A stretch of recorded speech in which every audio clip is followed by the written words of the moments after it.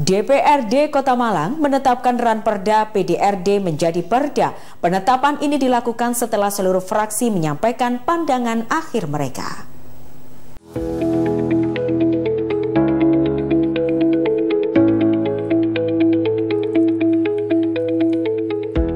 Rapat paripurna DPRD Kota Malang dengan agenda penyampaian jawaban akhir fraksi, pengambilan keputusan, pendapat akhir wali kota, dan penandatanganan terhadap Ranperda Pajak Daerah dan Retribusi Daerah atau PDRD di ruang rapat paripurna Gedung DPRD Kota Malang pada Kamis siang.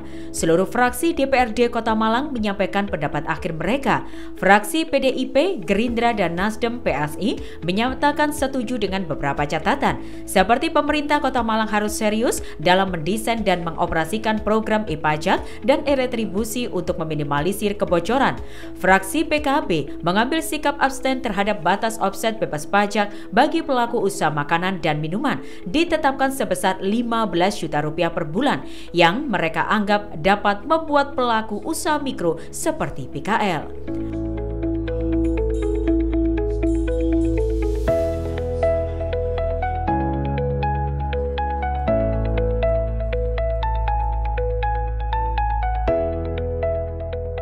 Fraksi PKS, Golkar, PSI, Nasdem, dan Damai menerima dengan catatan seperti fraksi PKS mendorong Pemkot Malang mengedepankan prinsip efisiensi dan transparansi dalam pemungutan pajak dan retribusi.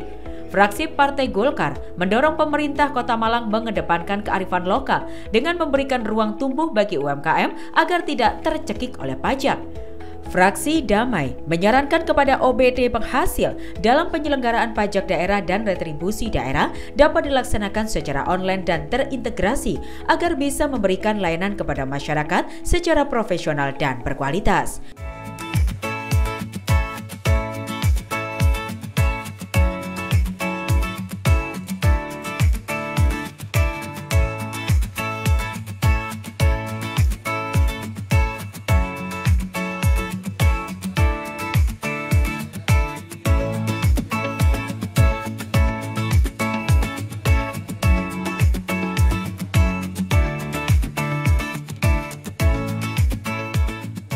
Ketua DPRD Kota Malang Amitya Rananggani Siraduhita mengakui dalam Ranperda memang tidak dijelaskan secara eksplisit jenis usaha yang berasal dari pajak termasuk PKL.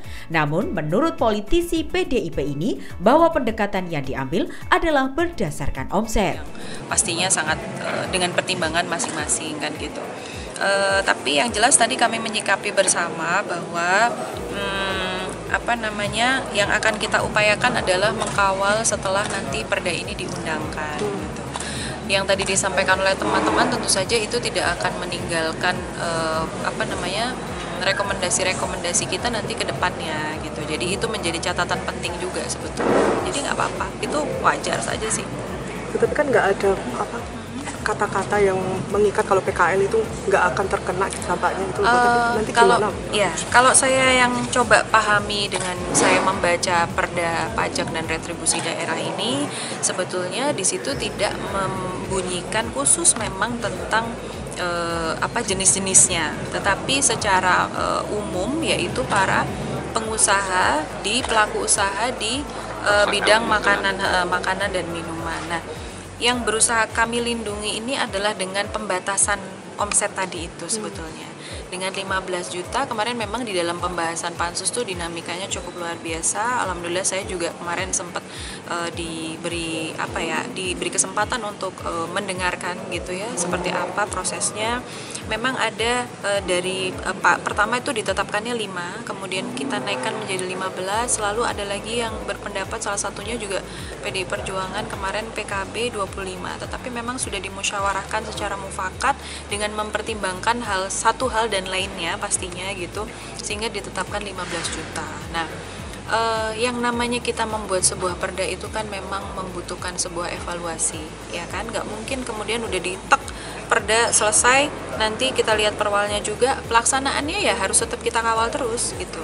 Sehingga saya berharap dari keputusan dari Pansus kemarin itu juga mempertimbangkan pemetaan dari para pelaku usaha di Kota Malang yang bidangnya itu makanan dan minuman tadi itu. Sebetulnya sebanyak apa sih masyarakat yang tadi masuk ke dalam PKL tadi itu dengan omset yang tadi sudah disampaikan itu berapa banyak? Sementara itu, Wakil Wali Kota Malang Ali Muthohirin menyebutkan bahwa keputusan DPRD Kota Malang terkait ambang batas omset 15 juta rupiah sudah melalui kajian komparatif dengan kota, kabupaten lain di Jawa Timur termasuk Surabaya.